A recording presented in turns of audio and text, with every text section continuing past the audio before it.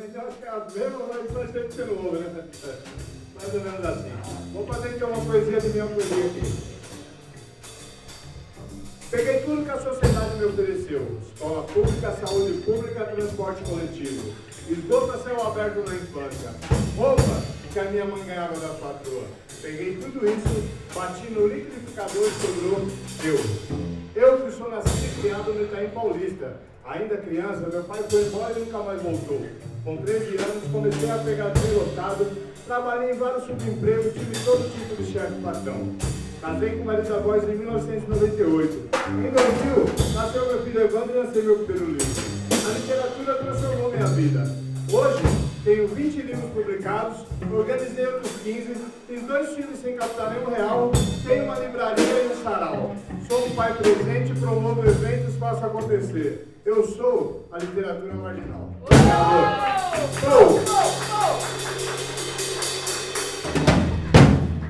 Eu sou João Pinheiro, sou ilustrador e quadrinista, artista visual, né? Que é mais abrangente, assim. Moro aqui na Zona Leste, nasci aqui na Coab, cresci aqui na Coab, nasci em 81, então 2 anos depois da Coab começar, ainda não tinha esses muros, era tudo mais aberto e tal. E trabalho com quadrinhos, com ilustração, um pouco de audiovisual também, como vocês. Oi, eu sou o Nivaldo Brito, dos Santos, tenho 39 anos. Nasci em Acajutiba, Bahia. Estou desde os 18 anos aqui em São Paulo.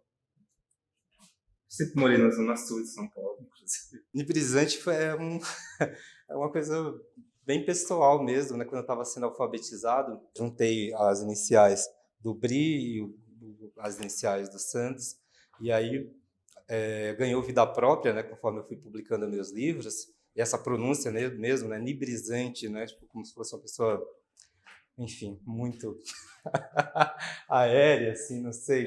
Eu sou o Paulo Dáurea, sou dos Poetas do Tietê. E ela? Eu sou a Cissa Lourenço, sou dos Poetas do Tietê e também faço parte de um grupo de teatro que chama Amado Todito.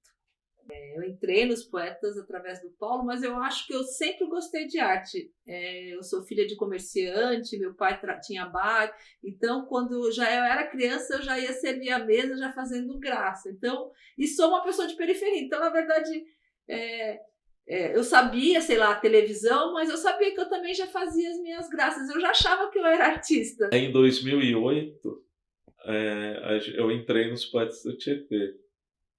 Fui chamado, na época estava na moda umas coisas que a sua geração não conhece, que é blog e Orkut. Aí me chamaram pelo Orkut, porque tinham lido meu blog para entrar nesse grupo, que era os Poetas do Tietê.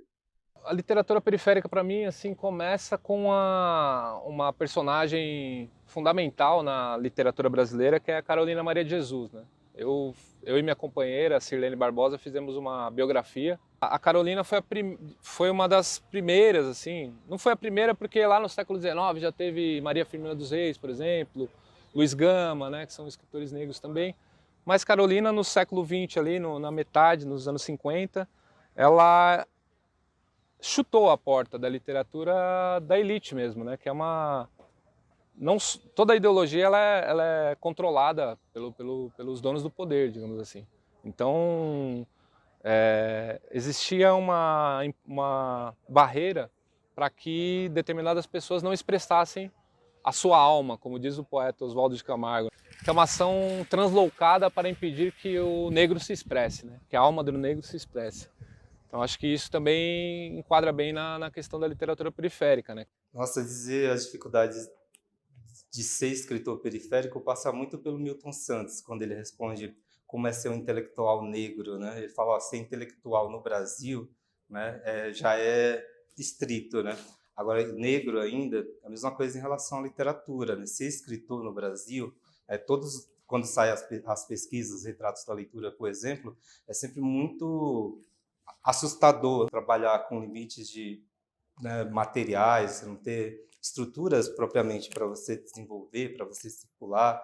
Você tem que estar sempre criando situações para que a sua literatura exista, né? Para que ela aconteça. Se você esperar as melhores condições, melhor sei lá, um edital, qualquer coisa assim que vale apoiar, você simplesmente não vai fazer, porque, como eu falei, não é algo uma pessoa apenas, né? Acho que é quando a gente se junta que existe a literatura, essa literatura propriamente. É isso, né? Sempre difícil. Só pior, tem ano que piora, como agora tá bem difícil para a cultura, mas nunca foi fácil. Assim, ter um lugar que você aprende, né? O artista de periferia em geral, né, que vem que é da classe trabalhadora, tem uma dificuldade principalmente econômica, né? Acho que é material mesmo, assim. Em termos de capacidade, de conhecimento, a gente já provou que isso não, a gente acaba não devendo nada para nenhuma pessoa que vem de outra classe, né, da classe média alta e tal. Mas a maior dificuldade é justamente conseguir, por exemplo, só trabalhar com quadrinhos, né, ou só fazer cinema. Geralmente os artistas que eu conheço, que são de periferia, que são escritores, eles fazem várias coisas, né? Eu acho que é resistência, né? A pessoa trabalha o dia inteiro, pega o ônibus, chega cansada, então às vezes ela não sobra tempo para ela pensar nela própria, né? Ela entra em casa, liga aquela televisão e vira uma caixinha. E eu acho que a arte periférica tem isso, né? Pensar, que a gente fala, pensar fora da caixa, né? Para mim, a arte periférica é quem mais conscientiza o jovem na periferia. Os saraus, o rap, o funk, os slams, então, que estouraram de uma maneira que ninguém imaginaria. Se você vai no slam, todos os poemas, 100% dos poemas estão falando da realidade periférica, da realidade do jovem negro, da realidade da mulher. Hoje tem todo um movimento que também se expressa nos saraus, né? Então, onde os poetas populares, pessoas que não necessariamente vivem da literatura, mas que são trabalhadores, por exemplo, e escrevem poesia e declamam suas poesias nesses locais, participam de coletâneas. E aí, concomitantemente a isso, tem o movimento hip hop, né? O slam, que é uma espécie também de poesia periférica, assim. Para mim é esse meio que esse guarda-chuva de expressão, sabe? Eu acho que o sarau é importantíssimo porque o sarau é um lugar que você, além de conhecer outros escritores, você conhecer outros poetas, você pegar gosto por ver a pessoa declamando uma poesia, seja dela ou seja uma poesia de terceiro, ela cria esse ambiente onde a literatura passa a ser prazerosa. Só os livros, né, só a parte gravada no papel, não é suficiente para existir a literatura periférica. Então, essa circulação, esse trabalho mesmo também, que é circular com os livros, circular com as suas performances, é fundamental. A nossa cultura precisa do apoio de todos, né? Sempre. Então, vocês estão de parabéns por apoiar a cultura aqui da região. Levar essa percepção de mundo, essa sensibilidade das suas vivências, das suas histórias, às vezes nesse limite da precarização, onde circula, que não é apenas sobre a escrita, né? Acho que esse estar no mundo mesmo. E aí, não por acaso, a voz, o corpo, né, a oralidade é muito importante. Mas, por exemplo, os saraus já é uma grande vitória, é um caminho, sabe, eu acho.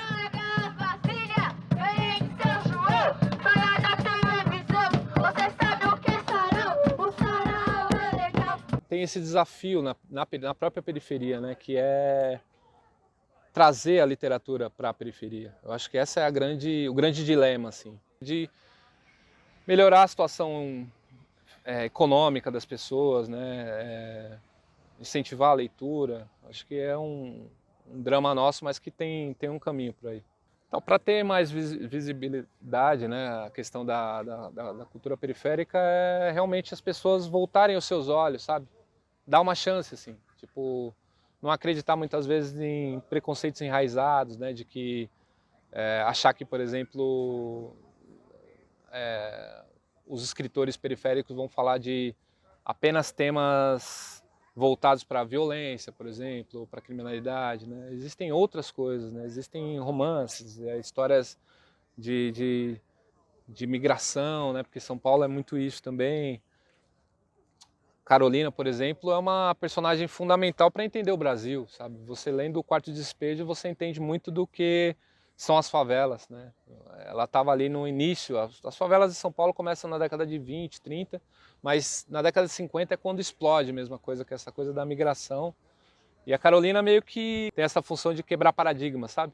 De mostrar uma visão de pessoas que geralmente não têm voz, assim. Quando eu tinha 20, 25, a gente tinha uma impressão que a arte era uma coisa, usava-se muito essa palavra, assim, né? Dessacralização da arte. Tinha a impressão que a arte era uma coisa sagrada, que você não podia mexer, né? Era uma coisa assim, um escritor, nossa, um escritor, deve ter morrido já. E a arte periférica é o contraponto disso, né? A maneira como a arte se aproxima da vida das pessoas comuns, das pessoas na periferia. Eu tinha esse pressuposto que escrever era isolar-se, né, do mundo, né? E hoje eu entendo que é o contrário, assim, escrever, como já foi dito, inclusive, é uma forma de participar, né, de você interferir, de você talvez até propor coisas, né? E eu não sabia disso, eu não tinha essa ideia mesmo de poder, assim, essa constelação que para mim é a literatura periférica foi o que mais alterou, assim, a forma de escrever, porque é pensar quem está lendo, quem está construindo, pensar dialogando também com outras pessoas que estão escrevendo. Eu acho que tem uma coisa mais dessa realidade, né, dessa concretude, antes eu não sabia, não fazia ideia de para quem ou com quem eu estava escrevendo, né, livros produzidos na raça, livros produzidos, a maior parte deles, né, de forma independente, que acho que é um favor que você se faz é ler literatura periférica, assim, acho que para a gente, né, para a gente começar a se conhecer, porque a gente tem muitos Brasis que não se leem, não se olham, né, que não se ignoram, e a gente existe. Eu acho que talvez a resposta, no final das contas, é porque a gente existe e porque a gente está transformando algumas coisas. E aí, como diz o Galeano, né, pessoas pequenas, lugares pequenos, fazendo coisas aparentemente pequenas, talvez estejam mudando alguma coisa. Vale a pena dar uma chance para abrir, inclusive, os horizontes, assim. Digo isso também para o pessoal de classe média também, sabe? Não só o pessoal da periferia, mas todos acho que devemos cada vez mais ter essa bibliodiversidade, né, digamos assim, que dê conta da diversidade brasileira, que é muito grande, né, mas que muitas vezes não se vê representado nem no cinema, nem nas artes plásticas, na música. Na música, sim, né, no esporte também, mas nos quadrinhos e na literatura ainda precisa avançar bastante. Consuma não só para o bem do seu amiguinho, vizinho que faz um funk, mas consuma para o seu próprio bem, porque você vai se enxergar nessa arte. Não só consuma, como faça, né? Isso que eu acho mais importante. Quando você vai num lugar e assiste um sarau, você fala assim, nossa, ele fala comigo, eu posso fazer também, né? Descubra o artista que tem em todos nós. A arte faz parte da nossa vida. A literatura não é só a escrita para mim, né? É o que a gente vive todo dia. E aí, pensando na arte periférica, é o que eu acredito, né? Eu faço teatro, então acredito no teatro do oprimido, que eu acho que todos nós somos artistas. A arte está dentro de todo mundo e tem isso de deixar a arte longe para tirar da periferia, tirar do povo o direito de pensar, né? Então eu acho que a arte é isso. É o direito que você tem de pensar, de respirar. A arte, acho que tem que fazer parte da vida da gente. Para mim, faz parte da minha vida e o que eu quero passar para todo mundo, né? A literatura, para mim, é um respiro. Assim, é como respirar. Né? Desde sempre eu escrevo e lia muito na infância. Então, assim, de um modo geral, a literatura para mim sei lá, é ar, é comida, é água. Agora, a arte periférica é a maneira como a literatura ou a arte de rua, ou o rap, ou o funk se aproximam da vida da periferia, né?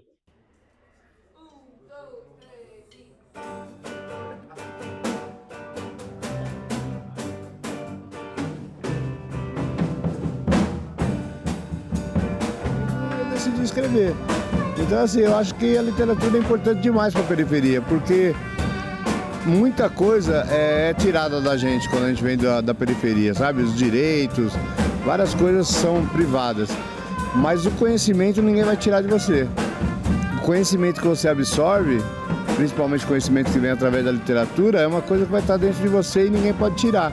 Então a literatura tem uma grande importância. E também a partir do momento que você tem mais consciência dos seus direitos, tem mais consciência, mais conhecimento, você também não é facilmente manipulado, você também passa a ter a sua própria opinião, sabe? Você não é facilmente manipulado por um lado sem perceber que está indo para um lado errado. Então você acaba tendo mais autoestima mais alta e autoafirmação também.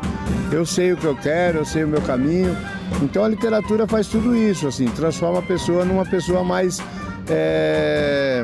centrada nos caminhos que ela deve seguir para o seu crescimento como pessoa, seu crescimento como pai, como esposo, como esposa, enfim, como cidadão.